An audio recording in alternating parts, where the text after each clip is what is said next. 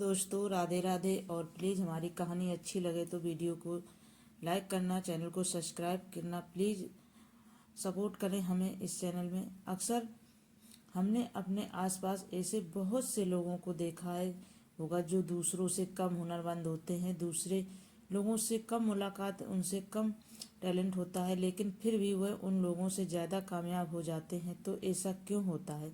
कि उनकी किस्मत अच्छी ही थी या फिर ऊपर वाले ने उनका साथ दिया? इस चीज़ के पीछे क्या कारण हो सकता है, जरा सोचिए इसके बारे में। पीछे सबसे मुख्य कारण आलसी होता है।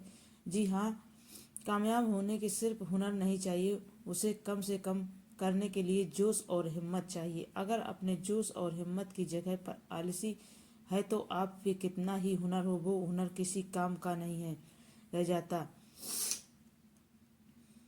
जैसे दीपक एक पेड़ के अंदर से खोखला कर देती है, बाहर से तो पेड़ वैसा दिखता है, लेकिन अंदर से पेड़ हो चुका है खोखला होता है। उसी तरह आलसी आदमी अंदर से खोखला बना देता है जब अपना उसका जोश, उसकी स्फुरित अंतर से मर चुकी होती है। चाहे बाहर से वो आदमी स्वस्थ नजर आए, लेकिन अंदर से आलसी ने उसे दीमक की तरह आदमी को शरीर के अंदर से खोखला कर दिया है। आज की जो कहानी है मैं आपने सुनाने वाला हूँ, उसमें आपको आलसी में कुछ मुख्य कारण पता चलेंगे और साथ ही अपने आलसी को हटाने के लिए कुछ योग्य उपाय बताएंगे।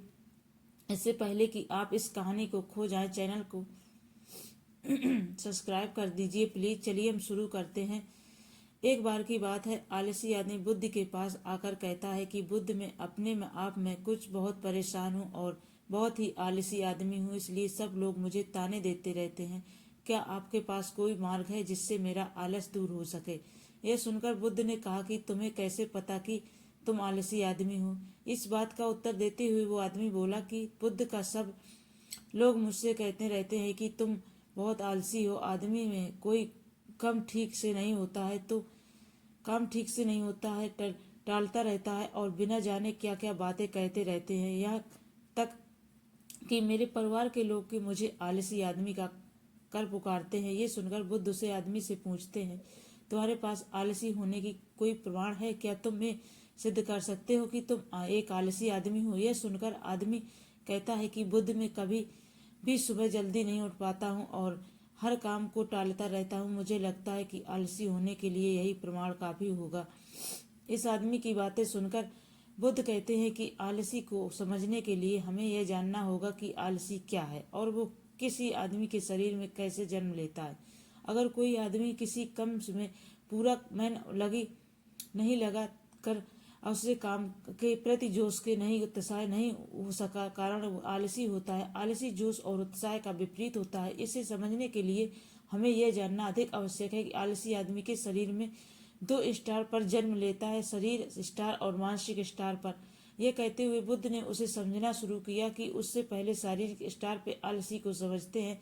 इसके बाद बुद्ध ने अपने धाम के तरफ इशारा करते हुए कहा, तुम जरा गौर से इन धर्मों को चलना, उठाना और बैठना लेट कर देखो। भिक्षुओं के चलने से एक तालमेल होता है, एक ले होती है और एक आनंद होता है। और जब ये बैठने की मुद्रा में होते हैं तो इनकी रीढ़ की हड्डी सीधी होती है और गर्दन थोड़ी टेढ़ी होती है। और वही जब यह लेट तो उनका पूरा शरीर एकदम शांत और स्थिर होता है। वही जब एक आलसी आदमी चलता है तो एकदम झुका हुआ तक और बिना शरीर आनंद के चल रहा होता है। याद रखो, 70% आलसी हमारे उठने, बैठने, चलने और लेटने से तय होता है। अगर हम अपनी इन अवस्थाओं को समझ लेते हैं तो चलने, उठने, बैठने का प्रयास करते हैं तो हमारा 70% आलसी दूर हो जाता है। शरीर स्टार पर आलसी का दूसरा मुख्य कारण यह है नींद न लेना। अक्सर हमें पता ही नहीं होता कि हमें कितनी देर सोना है। यादों में याद रखो और मानव शरीर में सीमित समय से नींद लेनी चाहिए। अगर वह सीमित समय से ज्यादा नींद लेता है तो वह आलसी का शिकार होगा। अगर वह सीमित समय से कम नींद लेता है तो वह आलसी का शिकार होता है। यह सुनकर वह आदमी बोला कि यह बुद्ध का एक मानव शरीर की कितनी नींद लेनी होनी चाहिए? इसका उत्तर करते हुए बुद्ध ने कहा कि मानव शरीर को शरीर से 8 घंटे नींद लेनी चाहिए। अगर आपका शरीर ज्यादा थका हुआ है तो 6 घंटे नींद, अगर ज्यादा थका हुआ तो 8 घंटे नींद यह साथ ही ख्याल रखना चाहिए कि सोने के लिए रात का समय निर्धारित किया गया है। कुछ लोग दिन में ही सो जाते हैं, जिसकी वजह से धीरे धीरे आलसी उनके अंगों में समाना स्टार्ट कर देती है। शरीर का स्टार पे आलसी का तीसरा मुख्य कारण है जल्दी न उठ पाना। प्रकृति का यह पेड़ पौधे और पक्षी सुबह सूर्य उदय होने से पहले जाग जाते हैं। ये पक्षियों को देखकर समझ सकते हैं कि प्रकृति मनुष्य के जैन का कौन सा समय निर्धारित कर रखा है। अगर हम समय सुबह जल्दी उठते हैं तो सूर्योदय होने से पहले उठते हैं तो हमारे शरीर की एक फुर्ती होती होगी, जो ताजगी होगी। हम हर समय अपना मन लगा पाएंगे। यह सुनकर वह आलसी आदमी बोला कि बुद्ध, लेकिन मेरा कम से ऐसा होता है कि रात में कर पाता हूँ, इस वजह से रात में सही समय से सो नहीं पाता, सुबह जल्दी नहीं उठ पाता। तो जिन लोगों का कम रात में होता है वह सुबह जल्दी कैसे उठ पाएंगे? यह सुनकर बुद्ध ने कुछ सोच विचार करते हुए कहा।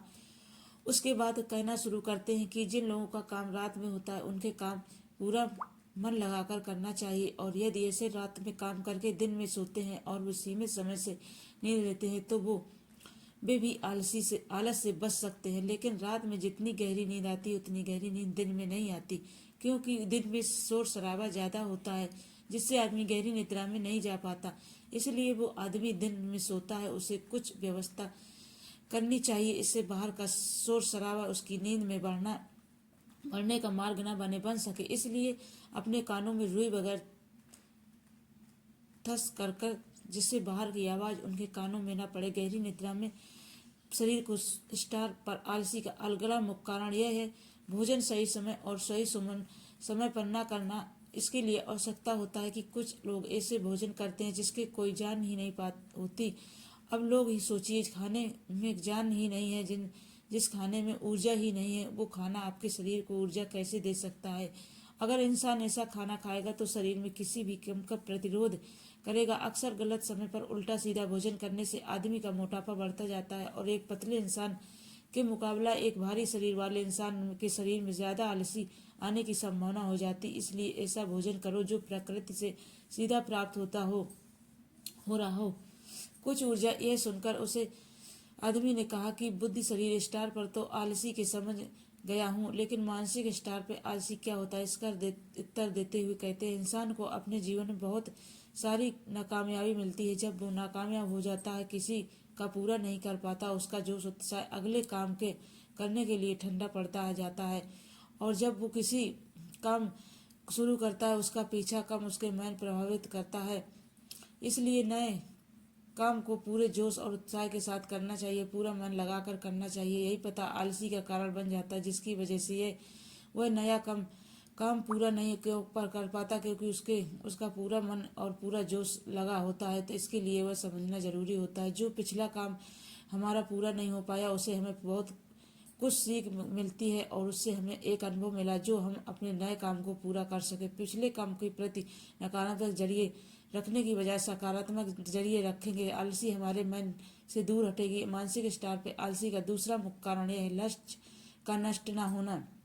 कहकर बुद्ध उसे आलसी आदमी को सवाल करते हैं कि मैं यदि लो जंगल में फंस गए हैं और तुम्हारे पास खाने पीने को कुछ भी नहीं है, कुछ क्या करोगे? आदमी कहता है कि बुद्ध, मैं जिंदा रहने के लिए उसे जंगल में खाने पीने का सामान ढूंढ लूंगा। यह सुनकर बुद्ध कहते हैं, अगर तुम्हें फिर भी खाने पीने का सामान न मिलता हो? उसका जवाब देते हुए आदमी कहता है कि बुद्ध, तो किसी तरह से किसी भी कीमत में जंगल से बाहर निकले पूरा प्रयास। यह सुनकर बुद्ध कहते हैं, चूंकि यहाँ तुम्हारा लक्ष्य स्पष्ट है, इसलिए तुम्हारे शरीर में कोई आलस नहीं आएगा। उसे समय पूरे पता होता कि तुम्हारे शरीर में आलस कोई नहीं, ज्यादा जरूरी खाना पीना ढूंढना। अगर तुम नहीं ढूंढोगे तो तुम मर जाओगे, और तुम्हारा लक्ष्य स्पष्ट होता है। आलसी तुम्हारे मन में नहीं है हो सकता, लेकिन हमारे दैनिक जीवन का हमारा लक्ष्य स्पष्ट नहीं होता, जिसकी वजह सारे मन की ऊर्जा इधर उधर भटकती रहती है, बिगड़ी रहती है।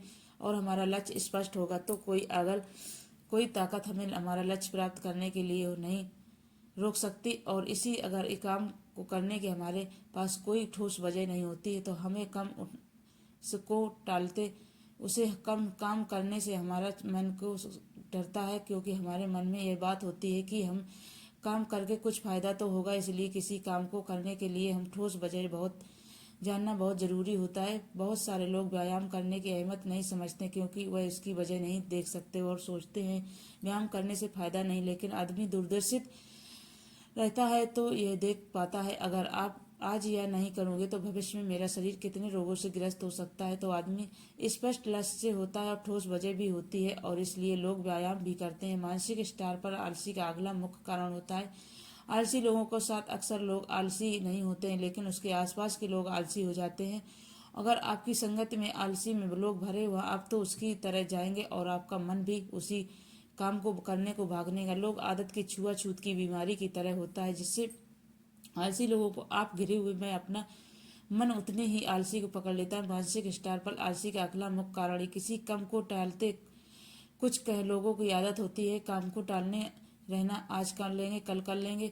बरसों बीत जाते हैं महसूस नहीं होता और धीरे धीरे हमारी आदत बन जाती है ये काम टालने की। धीरे धीरे आपको आलसी बना देती है। किसी भी काम को मत टालो। और सबसे आखिर बुद्ध ने कहा किसी भी काम को मत टालो। किसी के लिए आपके पास उम्मीद होनी चाहिए, उत्साह जोश होना चाहिए और नया काम समझ में करना चाहिए। इसके बाद बुद्ध ने उसे हाल से आदमी से कहा याद रखना अगर तुम्हारे पास कोई स्पष्ट लक्ष्य है उसे करने के लिए तुम्हारे पास कोई ठोस वजह भी हो दुनिया भी कोई ताकत तुम्हें काम करने से नहीं रोक सकती है।